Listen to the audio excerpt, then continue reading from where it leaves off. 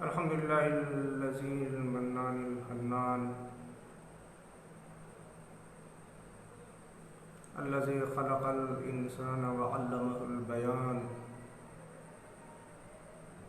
والصلاة والسلام على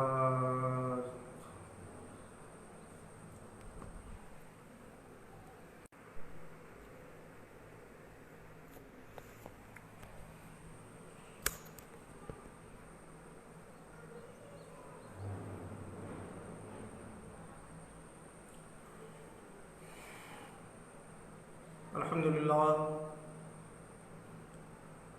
لله رب العالمين والعاقبة للمتقين والصلاة والسلام على سيد المرسلين وعلى آله وصحابه وذرياته أهل بيته أجمعين أما بعد أعوذ بالله من الشيطان الرجيم بسم الله الرحمن الرحيم يا أيها الذين آمنوا كتب عليكم الصيام كما كتب على الذين من قبلكم لعلكم تتقون آمنت بالله صدق الله مولانا العظيم وبلغنا رسوله النبي الأمين الكريم ونحن على ذلك لمن الشاهدين والشاكرين والحمد لله رب العالمين. وقال الله تبارك وتعالى في عظمت شان حبيبه المصطفى بسم الله الرحمن الرحيم إن الله وملائكته يصلون على النبي يا أيها الذين آمنوا صلوا عليه وسلموا تسليما اللهم صل على سيدنا مولانا محمد معدن الجود والكرم وآله وبارك وسلم صلاة وسلام دائما عليك يا رسول الله الصلاة والسلام عليك يا حبيب الله وعلى آلك وصحابك يا رسول الله. یا خدا بہر جناب مصطفیٰ امداد کن، یا رسول اللہ از بہر خدا امداد کن، یا شفیع المذنبین یا رحمت للعالمین، یا امان الخائفین یا ملتجا امداد کن. غریبم یا رسول اللہ غریبم ندارم در جہاں جستو حبیبم مرض دارم ز عصیاں لا دوار مرا الطاف تو باشد طبیبم. بری نازم کے ہستم امت تو یا رسول اللہ علیہ السلام، بری نازم کے ہستم امت تو گنہگارم ولیکن خوش نصیبم، گنہگارم ولیکن خوش نصیبم. محترم سامعین و ناظرین، احباب ذی وقار، ضیائی نیٹ ورک کے توسط سے میں آپ سے مخاطب ہوں. میں شکر گزار ہوں شاعر اسلام حضرت دلشاد خان جالوی صاحب قبلہ کا، جنہوں نے ضیائی نیٹ ورک میں مدعو فرمایا کہ قوم و ملت کو میں اپنا پیغام پیش کر سکوں.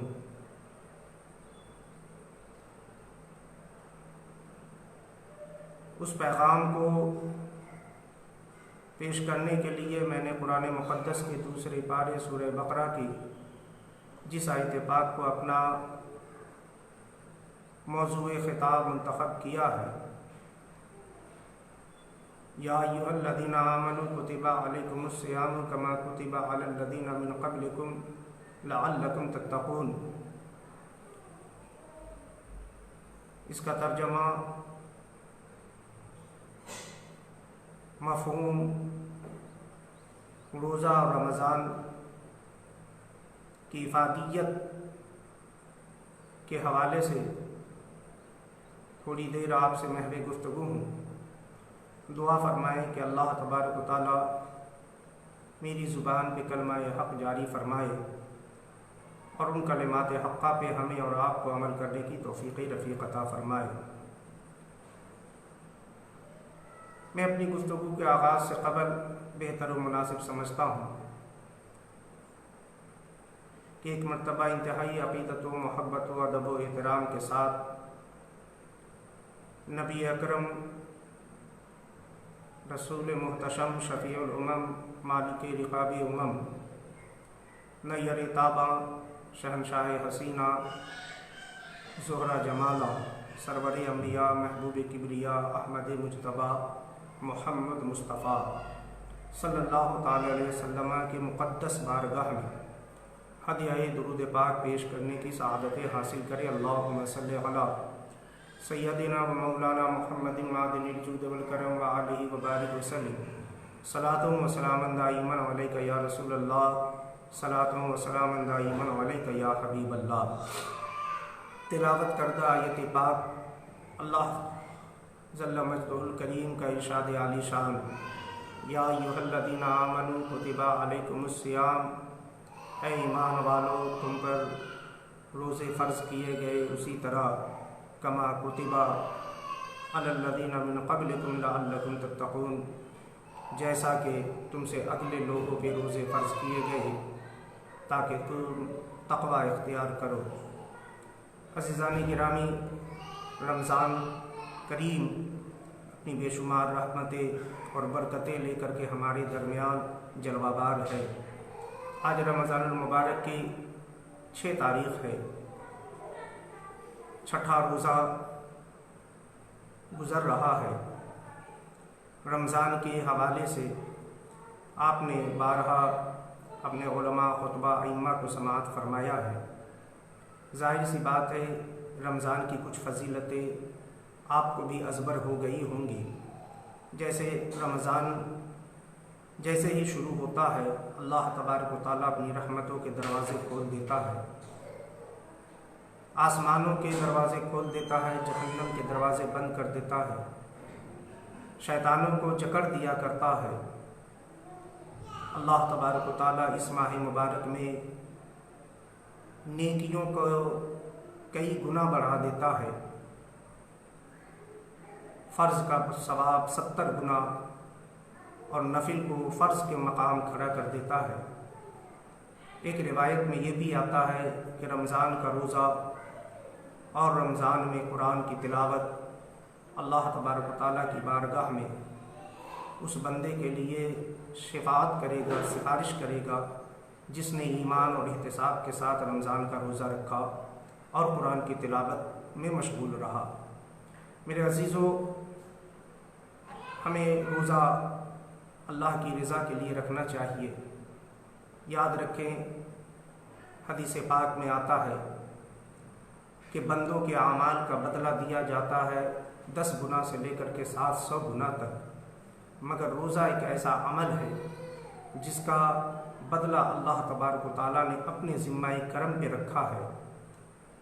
حدیث کے الفاظ میں آتا ہے، حضرت ابو ہریرہ سے روایت ہے، اللہ تبارک و تعالیٰ ارشاد فرماتا ہے، الصوم لی وانا اجزی بہی، روزہ میرے لیے ہے اور میں ہی اس کا بدلہ دوں گا۔ میرے عزیز، مومن کے لیے 2 سب سے بڑا انعام ہے۔ ایک انعام دنیا میں ہے جسے رمضان کا مہینہ کہا جاتا ہے، دوسرا انعام آخرت میں ہے، جنت میں ہے، جسے اللہ تبارک و تعالیٰ کا دیدار کہا جاتا ہے۔ اس سے بڑا کوئی انعام نہ ہو سکتا ہے، اس سے بڑا اجر اور ہمیں بھی کیا چاہیے۔ وہ رمضان جو اپنے دامن میں بے شمار نعمتیں لے کر کے، برکتیں لے کر کے ہمارے درمیان تشریف لاتا ہے، جس کا لمحہ لمحہ سعادتوں سے بھرا ہوا ہے، جس کا ہر ایک لمحہ اپنے آپ میں قیمتی ہے۔ ہمیں اس رمضان کو ضائع نہیں کرنا چاہیے، ہمیں اس رمضان کی برکتوں کو حاصل کرنا چاہیے، ہمیں اس رمضان کی رحمتوں کو حاصل کرنا چاہیے۔ ایک بات عرض کرنا چاہتا ہوں جسے روایتوں میں حدیث جبریل کے نام سے یاد کیا جاتا ہے، اس سے ہمیں اور آپ کو اندازہ ہوگا کہ رمضان کا مقام کیا ہے اور ہمیں اور آپ کو اس کی کس طریقے سے پاسداری کرنی چاہیے۔ حضرت عمر فاروق رضی اللہ تعالیٰ عنہ اس کے راوی ہیں، فرماتے ہیں مسجد نبوی کا نورانی ماحول ہے، صحابہ اکرام کی جھرمٹ میں آقا دو جہاں رحمت عالم صلی اللہ تعالیٰ علیہ وسلم تشریف فرما ہے کہ ہم نے ایک ایسے شخص کو دیکھا جس کو اس سے قبل ہم نے کبھی نہیں دیکھا تھا۔ परागंदा बाल, बिखरे हुए बाल, चेहरा गर्द आलूद, जैसे लगता था कि कोई अजनबी है जो दूर का सफ़र करके हम तक यहाँ पहुँचा है। और आने के बाद उसने सलाम पेश किया और आक़ाए दो जहाँ रहमत आलम सल्लल्लाहु अलैहि वसल्लम की बारगाह में ज़ानुए अदब तय कर दिया, यानी अपने घुटनों को मोड़ करके जिस तरीक़े से हम और आप आज नमाज की हालत में कादा में बैठा करते हैं उस तरीक़े से वो बैठ गया। हज़रत उमर फ़ारूक रज़ियल्लाहु ताला अन्हु इरशाद फरमाते हैं कि वो शख्स इतना करीब हुआ हुजूर से, इतना करीब हुआ कि उसके दोनों घुटने आक़ाए दो जहाँ रहमत आलम सल्लल्लाहु अलैहि वसल्लम के ज़ानुए मुबारक से टच करने लगे। और उसके बाद उस आने वाले नौवारिस शख्स ने सवाल किया, मल ईमान या रसूलल्लाह सल्लल्लाहु अलैहि वसल्लम, ऐ मेरे आका ईमान किसे कहते हैं? आक़ाए दो जहाँ रहमत आलम सल्लल्लाहु अलैहि वसल्लम ने इरशाद फरमाया, अल्लाह पे ईमान लाना, उसके नबी पे ईमान लाना, उसकी किताबों पे ईमान लाना, उसके रसूलों पे ईमान लाना और तकदीर के अच्छे और बुरे होने पे ईमान लाना, क़यामत के हश्र व नश्र पे ईमान लाना। उस शख्स ने ये सुन करके कहा, सदक़ता या रसूल अल्लाह। हज़रत उमर फ़ारूक रज़ियल्लाहु ताला अन्हु फरमाते, हमें बड़ी हैरत हुई कि ये कैसा शख्स है, खुद ही सवाल भी करता है और ख़ुद ही जवाब की तायीद भी करता है। इसलिए कि उस शख्स ने कहा, सदक़ता या रसूल अल्लाह, ए अल्लाह के हबीब आपने सही फरमाया। फिर आगे उसने सवाल किया, मल इस्लाम या रसूलुल्लाह सल्लल्लाहु ताला अलैहि वसल्लम, इस्लाम क्या है? मेरे आका ने जो इस्लाम की बुनियाद है 5 चीज़ें वो इरशाद फरमाई, कलमा पढ़ना, नमाज कायम करना, रमज़ान का रोज़ा रखना, अपने माल की ज़कात देना और हज बैतुल्लाह अदा करना। उस शख्स ने फिर दोबारा कहा, सदक़ता या रसूल अल्लाह। हज़रत उमर फ़ारूक रज़ियल्लाहु ताला अन्हु फरमाते हैं, मुझे फिर हैरत हुई, फिर उसने तायीद की जवाब की। तीसरी मरतबा उस शख्स ने कहा, मल एहसान या रसूलल्लाह सल्लल्लाहु अलैहि वसल्लम, एहसान क्या है मेरे आका? तो आक़ाए दो जहाँ रहमत आलम सल्लल्लाहु अलैहि वसल्लम ने इरशाद फरमाया, अन तअबुदुल्लाह का अन्नका तराहु, अल्लाह की इबादत इस तरह करो कि तुम उसे देख रहे हो। व इल्लम यकुन फ़इन्नहु यराका, और अगर ये कैफियत ना पैदा हो सके, ये एहसास पैदा ना हो सके, तो कम से कम इतना एहसास तो अपने दिल में ज़रूर पैदा करो कि वो रब तुम्हें देख रहा है। फिर उसने कहा, सदक़ता या रसूल अल्लाह, और फिर वो वापस हो गया। मेरे आका इरशाद फरमाते हैं, ऐ उमर तुमने पहचाना ये कौन शख्स था? हज़रत उमर फरमाते, अल्लाह व रसूलुहु आलम, अल्लाह उसका रसूल खूब जानता है। मेरे आका ने इरशाद फरमाया, ऐ उमर ये जिब्राईल थे जो तुम्हें दीन सिखाने के लिए आए थे। मेरे अजीज़ों और दोस्तों, इसमें कई बातें हैं। पहली बात तो ये है बारगाह मुस्तफ़ा का अदब। मेरे अजीज़ों और दोस्तों, कुछ सीखना भी हो तो मुस्तफ़ा की बारगाह में अपना ज़ानो अदब तय करना पड़ेगा। जैसा कि हज़रत जिब्रील अलैहिस्सलाम ने फरमाया, देखो मुस्तफ़ा की बारगाह में बैठने का अदब क्या होता है। और फिर उसके बाद हज़रत जिब्रील ने जो सवालात किए वो 3 चीज़ों से ताल्लुक़ रखता है, ईमान, इस्लाम और एहसान। ईमान तो आप समझ रहे हैं, इस्लाम भी समझ, एहसान को समझने की ज़रूरत है। और अगर उसको आप समझ गए तो ये रमज़ान के रोज़े की अज़मत को समझना बड़ा आसान हो जाएगा। मेरे आका अलैहिस्सलाम ने तीनों के जवाबात इरशाद फरमाए, ईमान के भी, इस्लाम के भी और एहसान में जो फरमाया कि तुम अल्लाह की इबादत इस तरह करो कि तुम अपने रब को देख रहे हो। मेरे अजीज़ों और दोस्तों, और फिर आगे इरशाद फरमाते मेरे करीम आका कि और अगर ये एहसास ना पैदा हो सके तो कम से कम इतना एहसास तो ज़रूर पैदा होना चाहिए कि तेरा रब तुझे देख रहा है। अब इस कैफियत को अगर हमें देखना है, इस कैफियत को अगर महसूस करना है, तो इसके सबसे बेहतरीन मिसाल रमज़ानुल मुबारक का महीना है, रोज़े की हालत है। अब जरा तसव्वुर करें कि एक शख्स जिसने अल्लाह की रज़ा के लिए, रब की खुशनुदी के लिए अल्लाह का रोज़ा रखा है, तुलुए फज्र से लेकर के अपने आप को खाने पीने जिमा से बाज रखा है, उसने रोज़ा रब की रज़ा के लिए रखा है। अब शिद्दत की गर्मी है, तेज़ धूप पड़ रही है, प्यास के मारे उसका गला सूख चुका है, जुबानें कांटा बन चुकी है। ज़ुहर के वक्त جب وضو بھی کرتا ہے تو ڈر ڈر کے کلا کرتا ہے کہ کہیں اس کے ایک قطرے بھی حلق سے نیچے نہ اتر جائے۔ میرے عزیزوں اور دوستوں، سوچنے کا مقام یہ ہے، اے بندہ خدا، تو وضو کرتے ہوئے اتنا خوف زدہ کیوں ہے کہ ایک قطرہ پانی بھی تیرے حلق سے نیچے نہ اتر پائے؟ کہا تجھے نہیں معلوم کہ میرا رب مجھے دیکھ رہا ہے۔ میرے عزیزوں اور دوستوں، یہ وہ احسان کا جو احساس ہے اور جو کیفیت ہے وہ روزے کی حالت میں پائی جاتی ہے۔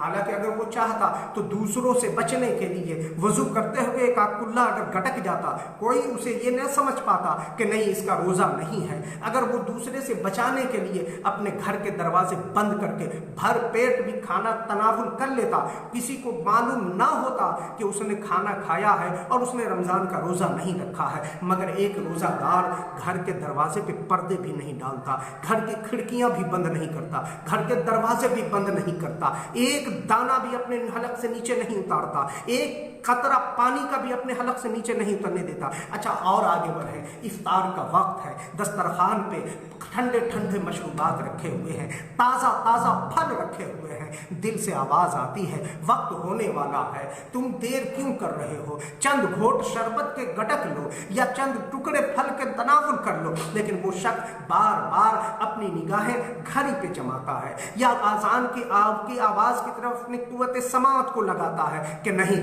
جب تک افطار کا وقت نہیں ہوگا میں روزہ افطار نہیں کروں گا۔ میرے عزیزوں اور دوستوں، آخر وجہ کیا ہے کہ وہ تھوڑا سا لمحہ، وہ تھوڑا سا وقفہ بھی اس کے اوپر بار نہیں گزرتا اور وہ اپنے روزے کو اس طریقے سے بچاتا ہے کہ نہیں ابھی وقت باقی ہے، جب تک آذان کی آواز کانوں تک نہ آئے یا جب تک ہمارا وقت ہمیں اجازت نہ دے کہ سورج غروب ہو چکا ہے تم افطار کر لو، وہ افطار نہیں کرتا ہے۔ بات صرف اتنی سی ہے کہ اس کے دل میں یہ خیال آ چکا ہے، اس کے دل میں یہ یقین بیٹھ چکا ہے کہ میرا رب مجھے میرے روزہ کو دیکھ رہا ہے، میرا رب میرے افطار پر بیٹھنے کو دیکھ رہا ہے، میرا رب میرے وضو کرنے کو دیکھ رہا ہے۔ جس رب کی رضا کے لیے میں نے دن بھر کھانا چھوڑ رکھا ہے، جس رب کی رضا اور خوشنودی کے لیے میں نے دن بھر پانی پینا بند کر رکھا ہے، اب چند لمحے باقی رہ گیا ہے، اس رب کو راضی کرنے کے لیے میں اپنے دل کو تسکین پہنچانے کے لیے یا حلق کو ترک کرنے کے لیے میں پانی کا گلاس یا شربت کا گلاس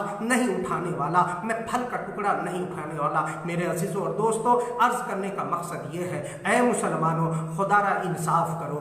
آج یہ حال ہے کہ روزہ سے ہمیں یہ احساس پیدا ہو جاتا ہے، تو کیا ہمارا رب ہمیں صرف رمضان میں دیکھتا ہے؟ کیا ہمارا رب صرف ہمیں روزہ کی حالت میں دیکھتا ہے؟ ہرگز نہیں، ہمارا رب ہر لمحہ ہمیں دیکھ رہا ہوتا ہے، ہمارا رب رمضان کے علاوہ بھی ہمیں دیکھ رہا ہوتا ہے، ہمارا رب ہماری ہر عمل کو دیکھ رہا ہوتا ہے، ہمارا رب ہمارے ہر فعل کو دیکھ رہا ہوتا ہے۔ میرے عزیزوں اور دوستوں، تو جو رب روزے کی ہر حالت کو دیکھے، روزہ دار کی ہر حالت کو دیکھے، اس کے تمام اعمال کو دیکھے، کیا وہ رب یہ نہیں دیکھ رہا ہوگا کہ انسان روزہ رکھ کے جھوٹ بول رہا ہے یا رمضان کے علاوہ جھوٹ بول رہا ہے یا دکان پہ بیٹھ کر کے ترازو میں تول میں کمی اور بیشی کر رہا ہے، یا وہ انسان اللہ کے بے خوف ہو کر کے دنیا کی برائیوں میں مشغول ہوتا ہوا نظر آ رہا ہے۔ میرے عزیزوں اور دوستوں، یہ وہ رمضان ہے، یہ وہ روزہ ہے جو ہمیں یہ کیفیت پیدا کرنے پہ مجبور کرتا ہے اور یہ احساس دلانے پہ مجبور کرتا ہے کہ تیرا رب تجھے ہر وقت دیکھتا رہتا ہے۔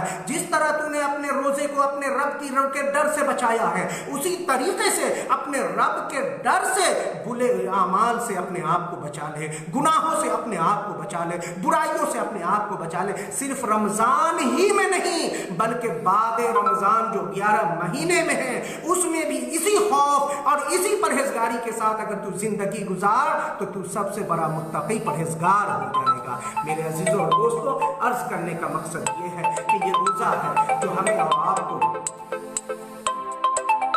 اللہ کی بارگاہ میں سرخرو کرتا ہے اور اس کا تقویٰ اور اس کا خوف پیدا کرنے کی ہمیں اور آپ کو تلقین کرتا ہے۔ رمضان المبارک کا پیارا مہینہ ہے، اس میں ہمیں اور آپ کو روزہ بھی رکھنا ہے، اس میں ہمیں اور آپ کو تراویح کا اہتمام بھی کرنا ہے، اس میں ہمیں اور آپ کو قرآن کی تلاوت بھی کرنی ہے۔ میں عرض یہ کرنا چاہتا ہوں، اللہ تبارک و تعالیٰ کی بارگاہ میں مسلمان کا روزہ اسے جہنم میں جانے سے روکے گا۔ میرے آقا ارشاد فرماتے ہیں الصوم جنۃ من النار، کہ یہ روزہ روزہ جہنم سے ڈھال ہے۔ اور پھر کہ قرآن بھی اللہ کی بارگاہ میں اس قرآن پر سفارشی بن جائے گا جس نے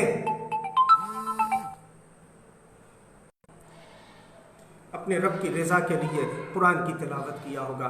اللہ تبارک تعالیٰ کی بارگاہ میں قرآن بھی سفارشی بن کے کھڑا ہوگا، رمضان کا روزہ بھی سفارشی بن کے کھڑا ہوگا اور عرض کرے گا، اے اللہ میں نے تیری رضا کے لیے اسے دن میں کھانے پینے اور جمع سے روکے رکھا، اور قرآن سفارش کرے گا، اے اللہ میں نے اس بندے کو تیری رضا کے لیے رمضان میں بستر پہ جانے سے روکے رکھا۔ میرے عزیزوں اور دوستو، کتنا سہانا اور کتنا بابرکت مہینہ ہمارا۔ رمضان کی اہمیت کو سمجھنے کی کوشش کرے، رمضان میں خوب سے خوب عبادت کرے، خوب سے خوب قرآن کی تلاوت کرے، روزے کی پابندی کرے۔ وہ لوگ جو روزہ نہیں رکھ پاتے ہیں انہیں شاید اندازہ بھی نہیں ہے۔ میرے آقا ارشاد فرماتے ہیں، جس نے بلا عذر بغیر کسی وجہ شرعی کے رمضان کا ایک روزہ بھی چھوڑ دیا اور بغیر توبہ کیے ہوئے رہا، اور پھر وہ چاہتا ہے کہ میں اپنے اس رمضان کے ایک روزے کو پورا کر لوں، تو بغیر توبہ کیے ہوئے رمضان کا ایک روزہ پورا کرنے کے لیے پوری عمر بھی روزہ رکھے تو وہ ایک روزے کو کافی نہیں ہو سکتا۔ میرے عزیزوں اور دوستو، پھر میرے آقا دوسرے مقام پر ارشاد فرماتے ہیں کہ جس شخص نے رمضان کا روزہ ایمان کے ساتھ اور احتساب کے ساتھ رکھا، قرآن کی تلاوت کیا، تو جب آخری راتیں آتی ہے اللہ تبارک و تعالیٰ اس کی پچھلی تمام خطائیں معاف فرما دیا کرتا ہے۔ صحابہ کرام نے عرض کیا، یا رسول اللہ آخری راتیں آتی ہیں کیا مطلب؟ کہا کہ جب مہینہ رخصت ہونے والا ہوتا ہے، آخری شب آنے والی ہوتی ہے، اس سے پہلے اس کی عمر کی پچھلی تمام خطائیں بخش دی جاتی ہے۔ صحابہ نے عرض کیا، یا رسول اللہ کیا اس میں وہ شب بھی داخل ہے جسے لیلۃ القدر کہتے ہیں؟ میرے آقا ارشاد فرماتے، نہیں میرے صحابہ، یہ تو صرف اس مزدور کی اجرت کا معاملہ ہے جسے اللہ تبارک و تعالیٰ نے پچھلے گناہوں کی معافی کی شکل میں عطا کیا، اور لیلۃ القدر کا ثواب اور لیلۃ القدر کا اجر یہ الگ سے اسے دیا جائے گا۔ پھر میرے آقا ارشاد فرماتے ہیں کہ رمضان المبارک میں جس نے ایمان و احتساب کے ساتھ رمضان کا حق ادا کر دیا، اللہ تبارک و تعالیٰ اس کی بخشش فرما کر کے اسے جنت کا دولہا بنائے گا، کیونکہ رمضان میں جنت کو سنوارا جاتا ہے۔ ایک مقام پہ میرے آقا نے ارشاد فرمایا کہ 5 چیزیں ایسی ہیں جو میری امت کے علاوہ کسی کو عطا نہیں کی گئی۔ صحابہ کرام نے عرض کیا، یا رسول اللہ وہ 5 چیزیں کیا ہیں؟ تو میرے آقا نے سب سے پہلے ارشاد فرمایا، روزہ دار جب روزہ رکھتا ہے اور اس کے منہ کی بو جو نکلتی ہے، اللہ تبارک و تعالیٰ کو اس کے منہ کی بو مسک سے بھی زیادہ پسند ہے، مسک سے بھی زیادہ پسند ہے۔ اور پھر دوسری چیزیں کیا ہے؟ میرے آقا ارشاد فرماتے، دوسری چیزیں یہ ہے کہ رمضان المبارک میں شیطانوں کو جکڑ دیا جاتا ہے، یہ کسی دوسری امت کے لیے نہیں کیا گیا تھا۔ اور تیسرے نمبر پہ میرے آقا نے ارشاد فرمایا کہ تیسری چیزیں یہ ہیں جو میری امت کو خاص کر کے عطا کی گئی ہے، وہ یہ ہے کہ جب کوئی بندہ اللہ کا روزہ رکھتا ہے، جب تک روزے کی حالت میں رہتا ہے، فرشتے اس کے لیے مغفرت کی دعائیں کرتے رہتے ہیں۔ اللہ اکبر کبیرہ، روزہ ہم رکھیں فرشتے ہماری مغفرت کی دعا کریں، روزہ ہم رکھیں اللہ تبارک و تعالیٰ اپنے فرشتوں کے ذریعے سے ہماری مغفرت کی دعائیں کرواتا ہے۔ میرے عزیز، چوتھے نمبر پر میرے آقا نے ارشاد فرمایا کہ رمضان کے آخری دنوں میں اس شخص کے پچھلی تمام خطائیں معاف کر دی جاتی ہیں اور جنت کو سوار دیا جاتا ہے۔ یہ 5 انعامات ہیں جو کسی کو عطا نہیں کیے گئے، یہ ہمیں عطا کیا۔ اچھا، روزہ کا ایک مفہوم یہ بھی ہے کہ روزہ ہم رکھیں تاکہ دن بھر بھوکا رہنے اور پیاسا رہنے کے بعد ہمیں غریبوں کی بھوک کا احساس ہو، ہمیں غریبوں کی تکلیف کا احساس ہو، اور یہ مہینہ خیر خواہی کا مہینہ بھی کہلاتا ہے۔ میرے آقا علیہ السلام اپنی، یوں تو میرے آقا سے زیادہ سخی کوئی نہیں، میرے آقا سے زیادہ بڑا داتا کوئی نہیں، میرے نبی سے زیادہ کریم آقا کوئی نہیں، لیکن جب رمضان کا مہینہ شروع ہوتا تو میرے آقا اپنے سخاوت کے دسترخوان کو اور وسیع فرما دیا کرتے تھے، اپنی سخاوت میں اضافہ کر دیا کرتے تھے۔ تو ہمیں اس مہینے میں سخاوت کا بھی اہتمام کرنا چاہیے، لوگوں کی خیر خواہی کا بھی اہتمام کرنا چاہیے۔ اگر اللہ نے ہمیں مال و دولت سے نوازا ہے تو ہم کسی غریب کی غربت کو دور کرنے میں اپنی دولت کا استعمال کرے تو یہ ہماری اور آپ کی خوش نصیبی ہے۔ میرے عزیزوں اور دوستوں، یہ روزہ اس لیے ہوتا ہے کہ ہم تقوی حاصل کریں، ہم پرہیزگاری حاصل کریں۔ میرے عزیزوں اور دوستوں، یہ رمضان اس لیے آتا ہے کہ ہم غریبوں کی خیر خواہی کریں۔ اب آپ دیکھیں، اس میں صدقۃ الفطر بھی ہے، اس میں خیرات بھی ہے، اس میں لوگ اپنی اپنی زکوٰۃ کی بھی رقموں کا اہتمام کرتے ہیں پہنچانے کا، تو یہ ساری چیزیں عبادتوں میں شمار ہو جایا کرتی ہے۔ 20 رکعت تراویح یہ مزید ایک عبادت ہے جو ہم اور آپ ادا کرتے ہیں۔ اس مرتبہ بڑے افسوس کے ساتھ کہنا پڑ رہا ہے کہ وہ اہتمام ہم اپنی مسجدوں میں جا کے نہیں کر پا رہے ہیں۔ آپ تمام حضرات واقف ہیں کہ پوری دنیا میں ایک وبا پھیلی ہے، جس وبا نے دنیا کے سارے کاروبار کو مقفل کر دیا ہے، سارا کاروبار ٹھپ پڑ گیا ہے، ساری تجارتیں رک سی گئی ہیں، عبادت گاہوں پہ بھی پابندیاں لگا دی گئی ہیں، اتنے لوگوں سے زیادہ نہیں جا سکتے۔ میرے عزیزوں اور دوستوں، یاد رکھیں، ہمارا رب ہماری شہ رگ سے قریب ہے۔ ہم اگر مسجدوں میں جا کر کے نہ کر سکے، اپنے گھر میں بھی اگر اس کا اہتمام کرے تو مجھے امید ہے کہ پروردگار عالم مجھے اتنا ہی بلکہ اس سے کہیں زیادہ اجر عطا فرمائے گا جو وہ دوسرے دنوں میں مسجدوں میں جانے پر دیا کرتا ہے۔ اس لیے کہ آج ہمارے ساتھ بڑی دشواریاں ہیں، ہمارے ساتھ بڑی پریشانیاں ہیں۔ دشواریاں تو ان لوگوں کے لیے ہوا کرتی ہے جو ہمیشہ بہانے بنایا کرتے۔ ایک وہ بھی دور تھا کہ لوگ کاروبار کا بہانہ بنا کے روزہ چھوڑ دیا کرتے تھے، مزدوری کا بہانہ بنا کر کے روزہ چھوڑ دیا کرتا تھا۔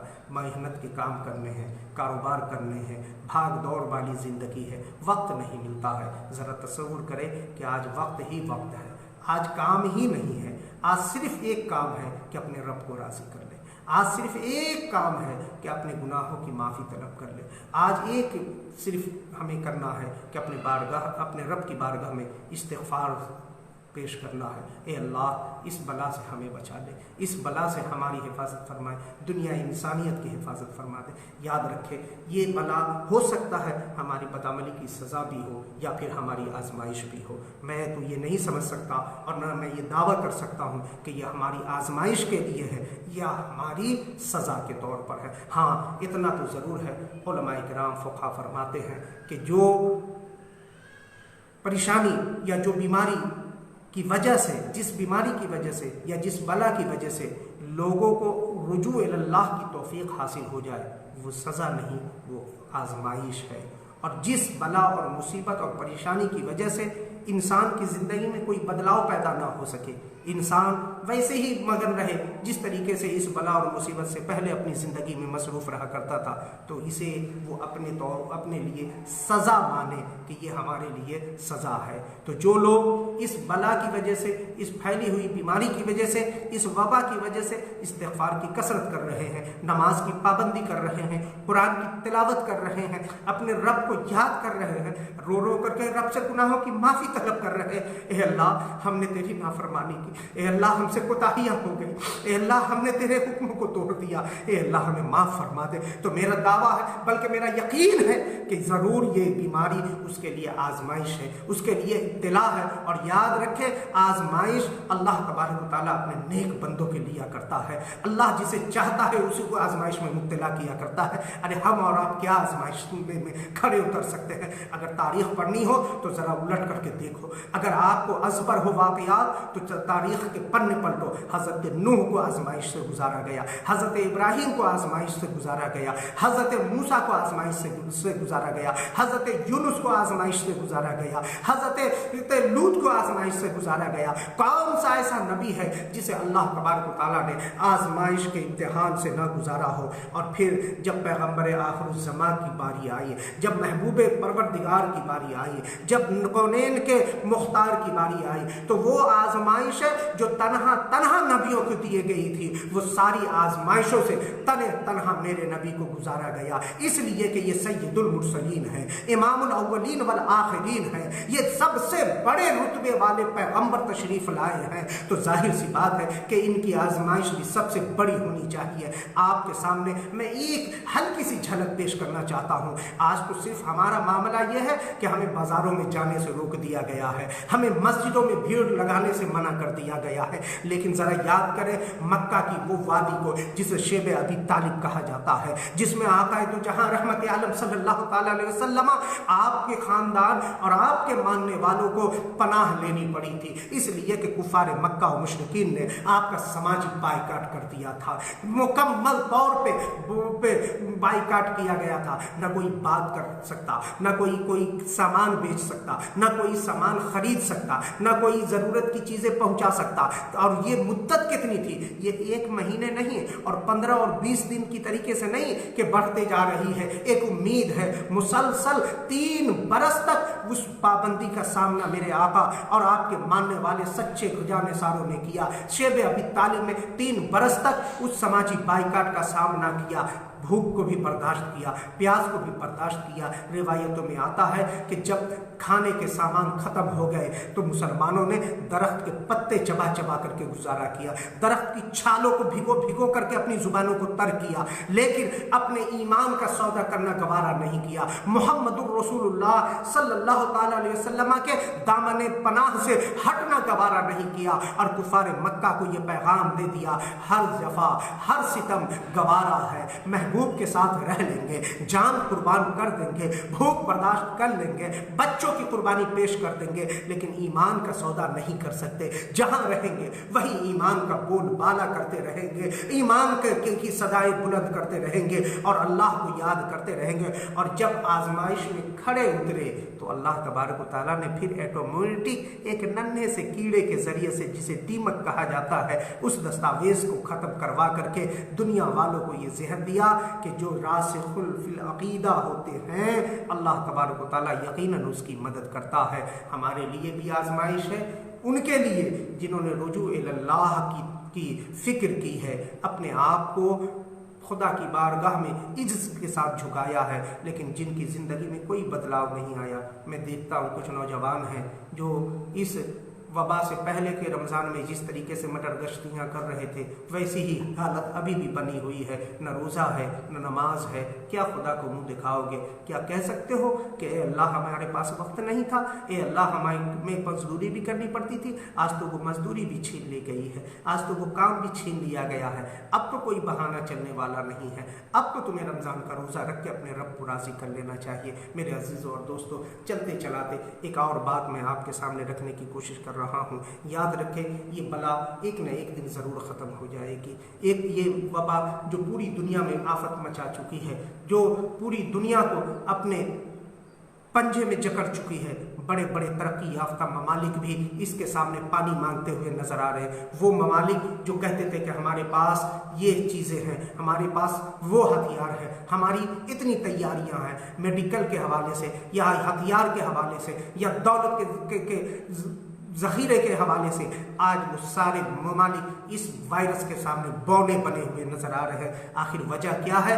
وجہ صرف اتنی ہے کہ تکبر اللہ کو پسند نہیں ہے۔ جب تک جس نے تکبر کیا اللہ تبارک و تعالیٰ نے اسے زمین پہ لا کر کے پٹک دیا ہے کہ دیکھ تیری حقیقت کیا ہے، دیکھ تیری حیثیت کیا ہے، تو کس چیز پہ ناز کر رہا ہے۔ میں چاہوں تو ایک ننھے سے کیڑے کے ذریعے سے تیرا خاتمہ کر سکتا ہوں، تیری سلطنت کو برباد کر سکتا ہوں، تیری حکومت کو میں ختم کر سکتا ہوں۔ میرے عزیزوں اور دوستوں، پھر ہم ایک عاجز بندے ہیں، ہماری کیا اوقات ہے؟ ہمیں کسی بھی چیز پہ تکبر نہیں کرنا چاہیے، نہ تو اپنی دولت پہ، نہ ہی اپنی ثروت پہ، نہ ہی اپنی طاقت پہ، نہ ہی اپنے علم پہ، نہ ہی اپنے تقوی پہ۔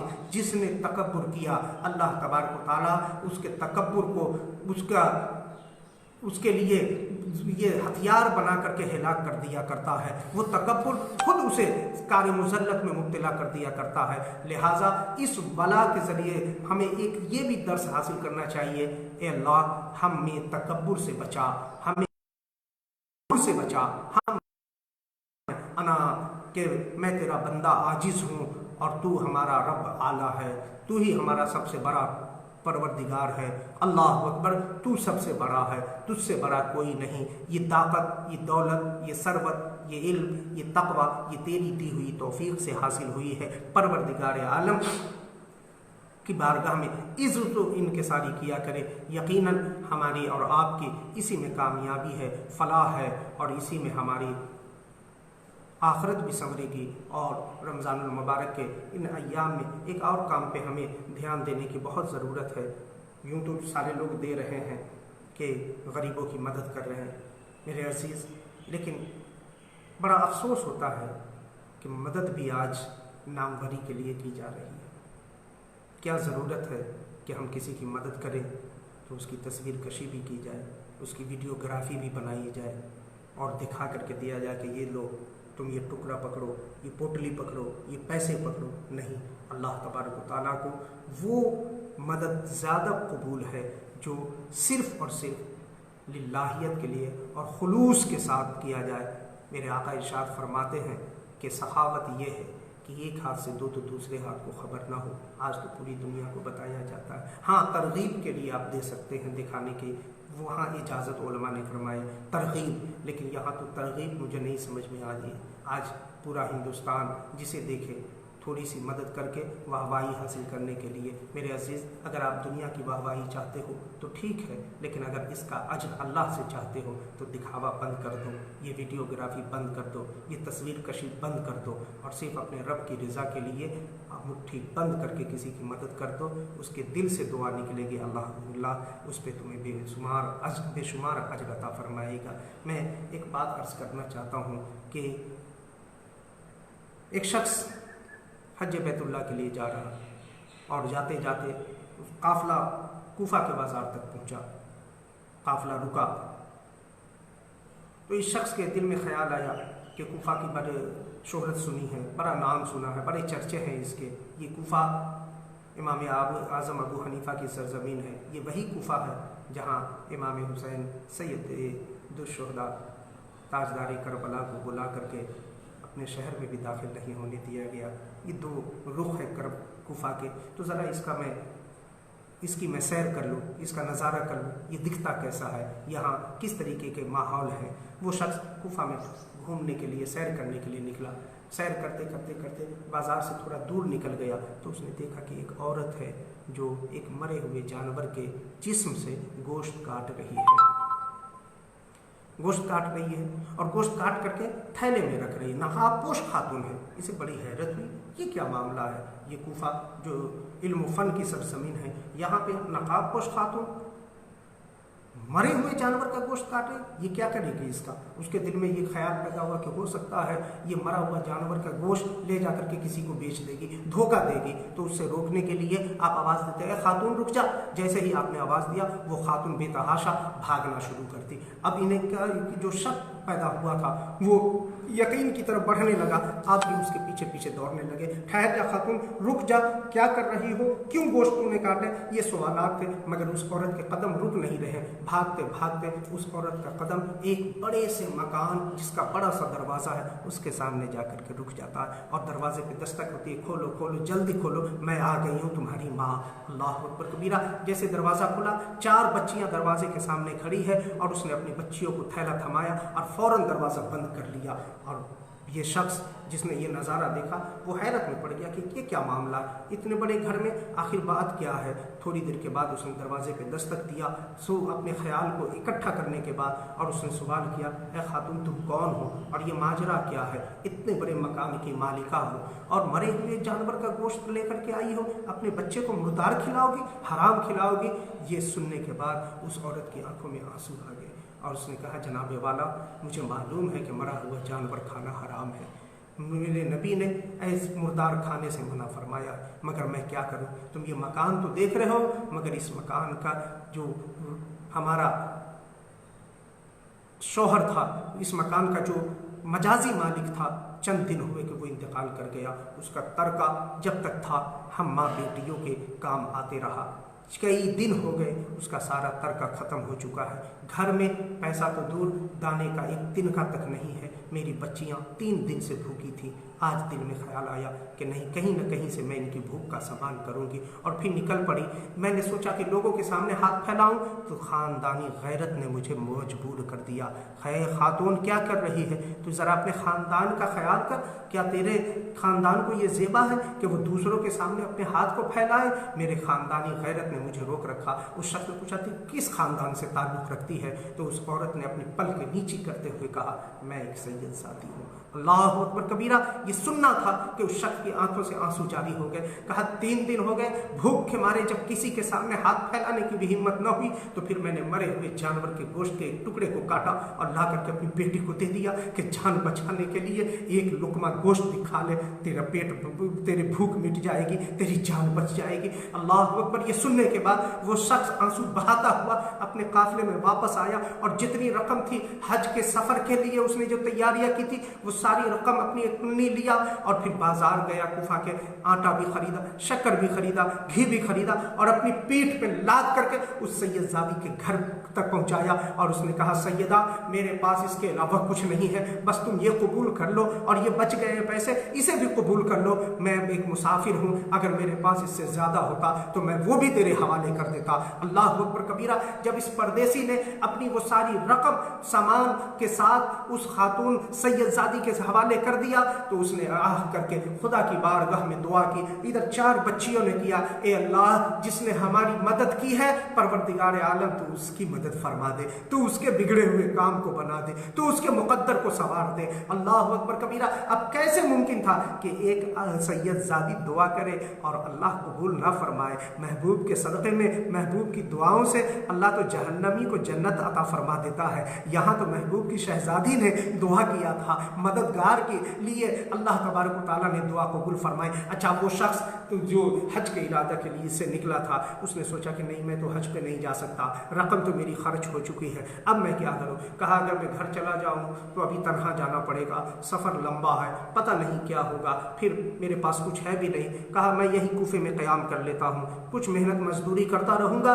ताकि कुछ रकम भी इकट्ठी हो जाए और इतने दिनों में हज के अय्याम भी ख़त्म हो जाएंगे। जब हज का काफ़िला वापस आएगा तो अपने काफ़िले के साथ अपने शहर बुखारा वापस हो जाऊँगा। वो शख्स कूफा में रुक गया, मेहनत मजदूरी करने लगा। जब हज के अय्याम पूरे हुए और हाजियों का काफ़िला वापस आना शुरू हुआ तो ये शख्स हर हाजी के इस्तकबाल के लिए कूफा से बाहर तशरीफ़ ले जाता और कहता मरहबा मुबारक हो, अल्लाह तुम्हारा हज कबूल करे, मरहबा मुबारक हो, अल्लाह तुम्हारा हज कबूल करे। ये शख्स तमाम हाजी को मुबारकबादी पेश करता और उसके हज की कबूलियत की दुआ करता और हर हाजी बदले में कहता अल्लाह तुम्हारा भी हज कबूल करे, अल्लाह तुम्हारा भी हज कबूल करे, अल्लाह तुम्हारा भी हज कबूल करे। अब ये शख्स हैरत में पड़ा है, या अल्लाह ये माजरा क्या है, ये मेरे हज की दुआ क्यों कर रहे हैं। मैं तो हज करने के लिए गया नहीं, मैं तो मक्का पहुंचा नहीं, मैं तो सही मुज़दलिफ़ा व अरफा की सफ़ा किया नहीं, आखिर ये मामला क्या है। तो ये शख्स दूसरे के पास गया, नहीं मैंने तो हज किया नहीं है, मैं तो यही कूफे में था।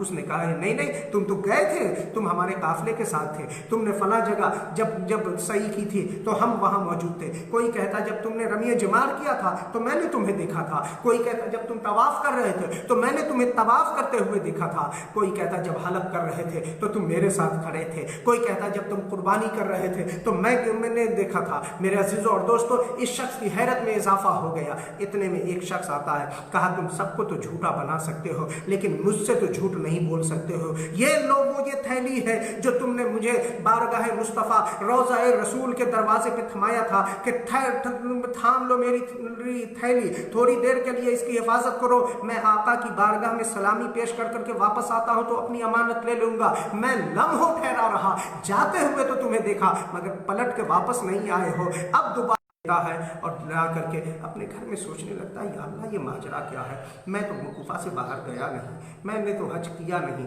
और सारे लोग कह रहे हैं कि मैंने हज किया है, सब गवाही दे रहे हैं कि मैंने अरकान हज अदा किया है और ये थैली कैसी है। जब उसने थैली खोल करके देखा तो उसमें 200 अशरफी मौजूद थे, 200 अशरफी। इसकी हैरत में और इजाफा हो जाता है, या अल्लाह ये माजरा क्या है, मेरे पास अशरफी तो थी नहीं, मैं तो गया भी नहीं। खैर करते करते शाम हो गई, रात के मामलात से फारिग होने के बाद ये शख्स जब बिस्तर पे गया, अभी आंख बंद हुई थी और मुकद्दर बेदार हो गया। آقا دو جہاں رحمت عالم صلی اللہ علیہ وسلم خواب میں تشریف لاتے ہیں اور میرے آقا وہ کہتے ہیں اٹھ جا اور وہ تھیلی کے بارے میں زیادہ نہ سوچ، وہ تھیلی تیری ہی ہے۔ میرے عزیزوں اور دوستوں، اتنا سننے کے بعد وہ بالکل بے تابانہ غلامانہ انداز میں کھڑا ہوتا ہے۔ آقا دو جہاں رحمت عالم صلی اللہ علیہ وسلم فرماتے ہاں ہاں ہاں وہ سچ کہہ رہا ہوں، وہ تھیلی تیری ہی ہے اور تو نے حج بھی کیا ہے۔ تجھے بات سمجھ میں نہیں آ رہی؟ جو وہ کہہ رہے ہیں وہ بھی سچ ہے اور جو تو کہہ رہا ہے وہ بھی سچ ہے۔ کہا کیا مطلب؟ میرے آقا ذرا وضاحت فرما دے۔ کہا جو تو کہہ رہا ہے کہ میں کوفہ سے باہر نہ گیا یہ بھی سچ ہے، اور جو وہ کہہ رہے کہ میں نے تجھے حج کرتے ہوئے دیکھا ہے وہ بھی سچ ہے۔ بات صرف اتنی سی تھی کہ جب تو نے میری بیٹی کی مدد کیا، جب تو نے اپنے حج کی تیاری کو مفقود کر کے، تو نے اپنے حج کے ارادے کو چھوڑ کر کے اور اپنے مال سے میری ایک دکھیاری بیٹی، میری ایک شہزادی کی مددگیری کے لیے کھڑا ہو گیا اور تو نے اپنی ساری رقم اس کے حوالے کر دیا، تو اللہ تبارک و تعالیٰ نے میری بیٹیوں کی دعا کو اسی وقت قبول کر کے تیری صورت کا ایک فرشتہ پیدا کیا اور اسے حکم دیا کہ فلاں قافلے کے ساتھ مکے چلے جاؤ اور ارکان حج ادا کرو، اور صرف اسی سال نہیں قیامت تک میرے فلاں بندے کے نام سے تم ایک حج کرتے رہنا۔ میرے عزیزوں اور دوستوں، تو یہ ہوتا ہے خلوص اور للہیت کے لیے مدد کرنے کا اجر۔ ہمیں اس پھیلی ہوئی بیماری میں اگر کسی کی مدد کرنی ہے تو دکھاوے کے لیے نہیں، اللہ کی رضا کے لیے۔ اور دوسری چیز یہ ہے صبر و شکر کے ساتھ اس لاک ڈاؤن کا پالن کریں جو ہندوستانی گورنمنٹ نے قانون لاگو کیے ہیں، اس کا ہمیں اور آپ کو بھرپور خیال رکھنا ہے۔ بازاروں میں بلا وجہ آپ تفریح کے لیے نہ نکلیں، ہاں ضرورت کے لیے جو گورنمنٹ نے تھوڑی سی رعایت دی ہے اس کا صحیح استعمال کریں، اس کا ہرگز غلط استعمال نہ کریں کہ بازاروں میں مٹر گشتی کرتے رہے۔ خاص کر کے میں اپنے نوجوانوں سے کہنا چاہتا ہوں اور اپنی ماں بہنوں سے بھی گزارش کرنا چاہتا ہوں کہ آپ 2-3 دن کا سامان ایک دن خرید کے لے آیا کریں، کہیں ایسا نہ ہو کہ پھر ہمیں اور آپ کو رسوائی برداشت جھیلنی پڑے۔ لہٰذا اپنے آپ کو لاک ڈاؤن کے نیموں کا پالن کرتے ہوئے گھروں میں رہیں، اللہ کی عبادت کریں، اللہ کو یاد کریں اور زیادہ سے زیادہ استغفار کریں۔ اللہ کی بارگاہ میں دعا ہے کہ پروردگار عالم ہمیں اور آپ کو ان باتوں پر عمل پیرا ہونے کی توفیق رفیق عطا فرمائے۔ دوران گفتگو اگر کوئی نازیبا جملہ نکلا ہو جس سے ایمانی گرفت ہوتی ہے تو میں استغفار پڑھتا ہوں، استغفر اللہ ربی من کل ذنب واتوب الیہ، لا الہ الا اللہ محمد رسول اللہ، وآخر دعوانا ان الحمد للہ رب العالمین وما علینا الا